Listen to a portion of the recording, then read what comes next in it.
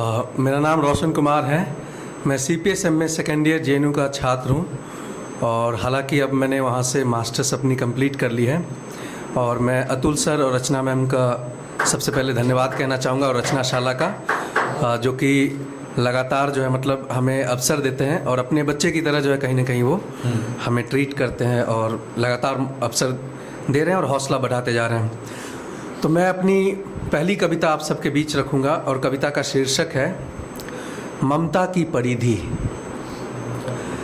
सूरज की गोद में सो सकता हूँ, चांद की चादर ओढ़ सकता हूँ, समंदर की गहराइयों में उतर सकता हूँ, अनंत ऊंचाइयाँ छू सकता हूँ।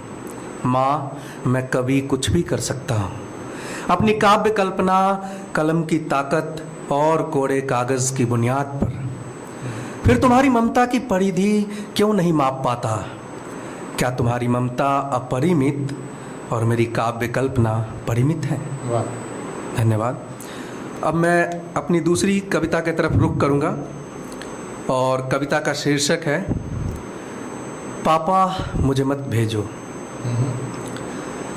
पापा, मैं आपकी बिटिया, आपकी परी हूं ना?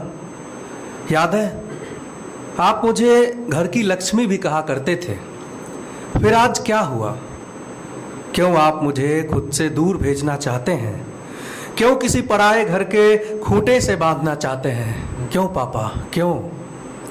क्या आपको पता नहीं खूंटे की रस्सी को गले का फंदा बनने में देर नहीं लगती? धन्यवाद। बहुत अच्छे, बहुत अच्छे। और मेरी तीसरी कविता जो कि एक समसामयिक विषय को लेकर के है, जिसमें कि CJI सूर्यकांत ने देश के युवाओं को कॉकरोच कहा, तो उसी से प्रेरित जो है मेरी कविता है और कविता का शीर्षक है कॉकरोच। सुनेंगे?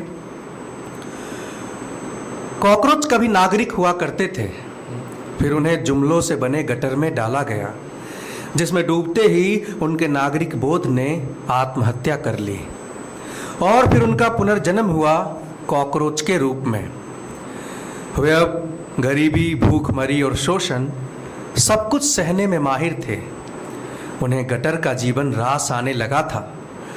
वे गटर निर्माताओं पर बेपनाह मोहब्बत लुटाने लगे, उनकी हाँ में हाँ मिलाने लगे। लेकिन एक रोज डरते डरते कुछ कॉकरोचों ने बदबूदार गटर में खुशबूदार इत्र की मांग कर डाली। फिर क्या था? गटर निर्माता बिफर पड़े। उनमें से एक ने भरी सभा में उन्हें कॉकरोच कहकर उनकी हैसियत याद दिला दी, जिससे उनकी भावनाएं आहत हो गईं। वे गुस्से से आग बबूला हो गए। अब बात सीधी सी है, गटर प्रेमियों को कॉकरोच ना कहा जाए तो और क्या कहा जाए? नागरिक। बहुत शानदार, बहुत शानदार। और मेरी अगली कविता है, JNU में रिंग रोड जो है काफ़ी फेमस है, तो उसी से इंस्पायर्ड कह सकते हैं। उसी रोड को मैंने कहीं ना कहीं श्रृंगार रस में बांधने की कोशिश की है। आप सुनेंगे? तो कविता का शीर्षक है रिंग रोड चले। सुनो, मन नहीं लग रहा है, बैठे बैठे बोर हो रहा हूँ। शाम होने को आई है, प्रकृति ने प्रेम की शहनाई बजाई है। तो क्या कहती हो, रिंग रोड चलें? प्रेम के इस वीरताकार पथ पर जीवन के गणित का प्रमेय हल करें। हाँ हाँ बोलो, रिंग रोड चलें। सुना है प्रेम की फिसलन है इस पर, बिन बारिश भी लोग फिसल जाया करते हैं। किसी के प्रेम में किसी की आंखों में डूब जाया करते हैं। तो क्या कहती हो, रिंग रोड चलें? अक्सर सोचता हूँ इसका नाम रिंग रोड क्यों है, प्रेम रोड क्यों नहीं? खैर छोड़ो, रिंग रोड चलें। रिंग रोड से रिंग तक का, रिंग से जीवन भर तक के साथ का सफर तय करें। हाँ हाँ बोलो, रिंग रोड चलें, रिंग रोड चलें। धन्यवाद। और मैंने जो है पहली गज़ल लिखने की कोशिश की, हालांकि मुझे अभी जो बहर की जानकारी उतनी नहीं है, सुधाकर भाई से सीखने की कोशिश कर रहा हूँ, तो लेकिन अभी मैंने बस टूटी फूटी लिखी है, आप सुनेंगे। हवा को हवा सा बहने दीजिए, हवा को हवा सा बहने दीजिए, फिजा को फिजा ही कहने दीजिए। नदी को क्यों खबर हो किनारे की, नदी को नदी ही रहने दीजिए। वाह वाह वाह, बहुत जमी को नया महबूब मिल गया, जमी को नया महबूब मिल गया, गगन को गंगा हो जाने दीजिए। वाह। दवा तो दवा है मेरे दोस्तों, दुआ को दुआ ही रहने दीजिए। दुआ है। और आखिरी शेर देखेंगे कि उसे दूर अगर जाना हो कहीं, उसे दूर अगर जाना हो कहीं, उसे दूर ही तब रहने दीजिए, बहुत अच्छा। उसे दूर ही तब रहने दीजिए। और आखिरी देखेंगे चंद पंक्तियाँ और। कविता का शीर्षक है अपूर्ण प्रेम।